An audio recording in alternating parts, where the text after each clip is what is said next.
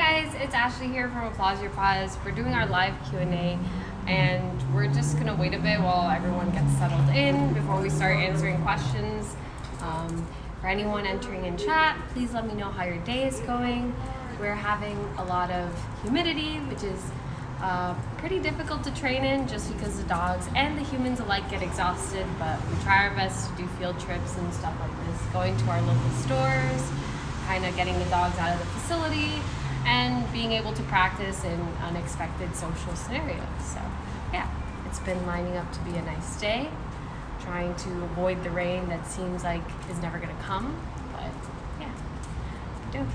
So we can start off with a couple of questions that we got on our post. I like this one that has 3 questions in one, but anyway, my dog barks at other dogs when they are ignoring him to try to get them to play.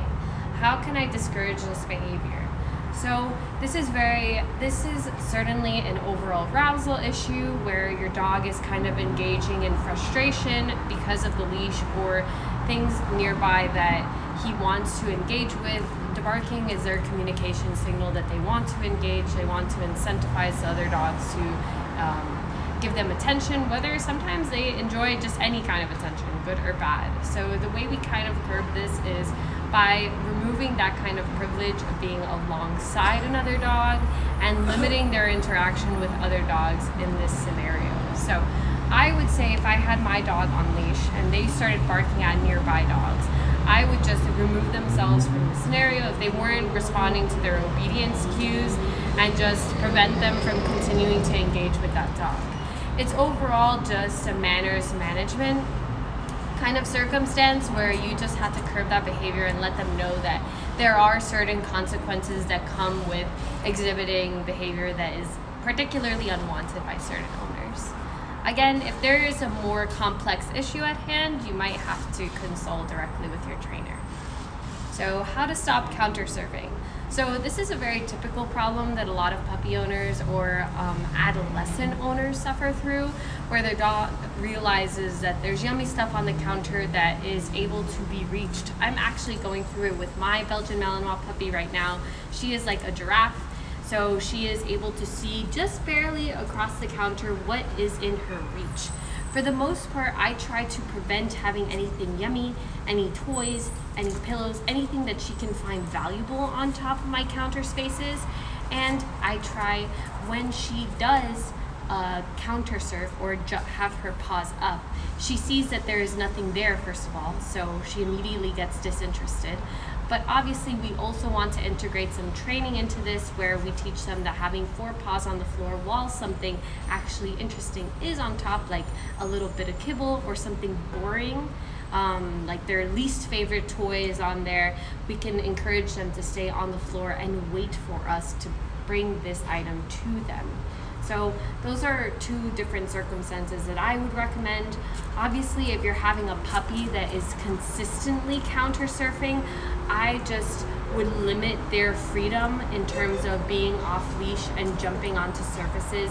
I always have my puppy on leash so I can immediately try to take her away from the scenario so she doesn't kind of agitate herself into feeling like, okay, I had to take it into my own hands to find out what's up there. So yeah. On to our 3rd question. Best things to do to teach, encourage calm behavior inside the house. So I really love this question. It's very simple and complex at the same time. So we always encourage crate training as an initial kind of addressing this issue of being able to encourage our dogs to be calm inside the house. If we can encourage them to be calm inside of a crate, that is already our first step done. So the idea is that when we condition them to getting out of the crate, it's usually to do something exciting. Either they go train, they go potty, they go outside go to the backyard. We kind of inadvertently train them that when they're outside of the crate, they get excited. So in terms of being able to feather out that experience to outside of the crate or inside of a smaller room, I normally want to take it step by step. So instead of just leaving them in a crate to practice calm behavior, start introducing them to a smaller room where they can kind of confine themselves. Give them calming verbal markers. So I know we usually do a clicker and we provide a lot of yummy food treats and stuff like that. But for this, I usually assign a very calming marker or something. I deliver food in a very calming way. So for example, normally I will say, yes, yeah, and I'll give food like very excitedly. I have my born and trained Jackson, he got really excited. And I'll give food excitedly. I'll let him like rip open my hands and everything like that. But instead, I use a verbal marker called chip. So it's just like making a chirp sound, and I just slowly lower my hand and allow them to eat from my hand very calmly. So it helps encourage a more calming behavior and not agitate so much when they do the right thing. Overall, it does take maturity and time, so I wouldn't say that a 4-month-old puppy or even a 6-month-old puppy is capable of keeping calm behavior for more than 10 to 15 minutes at a time, because they will just get over-aroused being outside. So just be patient, take your time. You can also implement a place and stay so they understand that they have to maintain themselves on an elevated cot for a set amount of time, but always keep your expectations realistic. So. Okay, so we can go to our next one. What are some exercises I can do with my puppy to teach her to walk with a loose leash? So again, typical problem for owners and puppy owners. What I want you guys to realize is that the leash is the best communication tool that we can have to be able to apply to our puppy when we're in the face of distractions, unfavorable scenarios, or things that we just want to manipulate the control over them.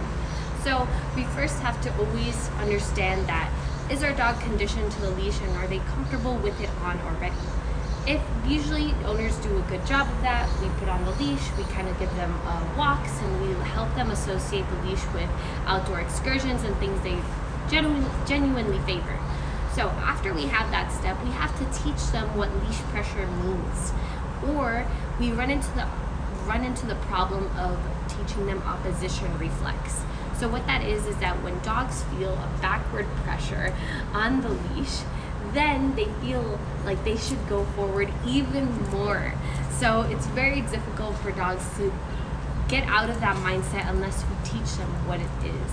So usually what I think we should do is introduce them to sort of puppy walk, where we walk forward, and as our dog is leading past us, we apply leash pressure backwards. Then, as soon as the puppy gives into the leash pressure and turns back to us, I always mark and reward. That helps them understand that, hey, wherever you're feeling this pressure from, that means I want you to give into it and follow me back. This might take a couple repetitions for them to understand, but it's a good first step in the right direction. Afterwards, you can shorten the leash, apply the leash pressure sooner, and require their response a little bit sooner, and then they'll respond a little bit better. Again, loose leash walking can be a little bit more of a complex issue, but those are good first steps for you to take. So let's see. Ooh, this is a good one. Teach your dog to avoid other things and pay attention to you, as well as have a great, reliable heel and recall. So we already talked a little bit about loose leash walking, but if you want a more reliable heel or something more precise in terms of being able to be close to your leg or anything like that, I would just say always lure and start just how we teach the down and the sit. Lure into position, keep rewarding in position, and allow yourself to kind of set realistic expectations in terms of how quickly you want them to progress. A loose leash walk or heel is not natural for dogs. They're usually off leash. They have control for a majority of their lives. And it's difficult for them to comprehend, like, when I have this thing on, I don't get to go wherever I want. So again, we don't have the communication tool or the language to be able to explain to them, hey buddy, there's laws in place that don't let me walk you off leash. But anyway, so yeah. I always suggest you teach a puppy walk, and despite its name, puppy walk, you can teach this as adults as well. It's just all about leash pressure. In terms of being able to incentivize your dog to give you attention in any kind of environment, any kind of circumstance, make yourself worth that attention. If you are expecting your dog to just give you attention just because, then you're definitely in the wrong frame of reference. We want to encourage our dogs to look at us as the gateway to their environment. And how do we do that? By encouraging them to pay attention to us and giving them a paycheck or reinforcement worthy of their attention. I always suggest owners to portion off their morning and evening meals of their dogs to focus on training and being able to give the dogs proper reinforcement and engagement with what they are given each day. The main motivator for any dog is their food. It's their key to their survival, which is why a lot of training is heavily based around food. If you are able to manipulate that and harness that, build work ethic for making them work for something they survive on, they definitely are more willing to engage with you and take it less as a right and more of a privilege. This isn't, just as a side note, this isn't to say that you should starve your dog or not give them food for the day or fast them for 3 days for them to start working for you. Do it little by little. So start in little increments in terms of, okay, I'll feed you half. I will take half your meal. I will do a training session where we focus on sits and downs. And then I will reward you at the end for good repetitions and good engagement with the rest of your meal. So take it little by little. Remember to make yourself the most engaging thing in the environment, no matter what there is around you, and your dog will respond. But most importantly, with any training priority or any training goal you may have, the most important part is to try and have a trainer to guide you very detailed step by step, and someone that has your best intention and your dog's best intention in mind. Yeah, otherwise, really had a nice time with you guys. I hope people are commenting on the live. It's the first time I do this, but I hope I did well. I hope I answered all your questions to the best of my ability. But if you still have any other questions or you want to elaborate a little bit more, I'd be happy to help you. Work at Applause Your Paws. I'm here Monday through Friday, so look forward to hearing back from you guys.